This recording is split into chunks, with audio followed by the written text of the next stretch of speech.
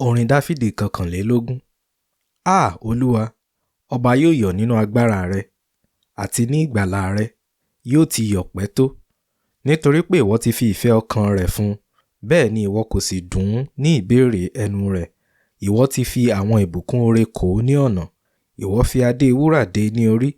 Ó béèrè fún ìyè, ìwọ sì fún, àní ọjọ́ gígùn títí ayérayé. Ògo rẹ̀ pọ̀ nípasẹ̀ ìṣẹ́gun tí ó fi fún un. Ìwọ sì jẹ́ kí iyì ọlá ńlá rẹ wà lára rẹ̀. Dájúdájú, ìwọ ti fi ìbùkún ayérayé fún un. Ìwọ sì mú inú rẹ̀ dùn pẹ̀lú ayọ̀ ojú rẹ̀. Ọba ní ìgbẹ́kẹ̀lé nínú Olúwa. Nípasẹ̀ ìfẹ́ ọ̀gá ògo tí kìí kùnà, kì yóò ṣípò padà. Ọwọ́ rẹ yóò wá gbogbo àwọn ọ̀tá rẹ rí. Ọwọ́ ọ̀tún rẹ yóò wá àwọn tí ó kórìíra rẹ rí. Nígbà tí ìwọ bá yọ, ìwọ yóò mú wọn dàbí iná ìléru. Olúwa yóò gbé wọn mì nínú ìbínú rẹ̀, àti pé iná rẹ̀ yóò jó wọn run. Ìwọ yóò pa ìrandíran wọn run kúrò lórí ilẹ̀, àti irú ọmọ wọn kúrò láàrin àwọn ọmọ ènìyàn. Bí ó tilẹ̀ jẹ́ wípé wọ́n ro èrò ibi sí ọ, wọ́n sì ń pète ìwà ìkà, wọn kì yóò ṣe àṣeyọrí.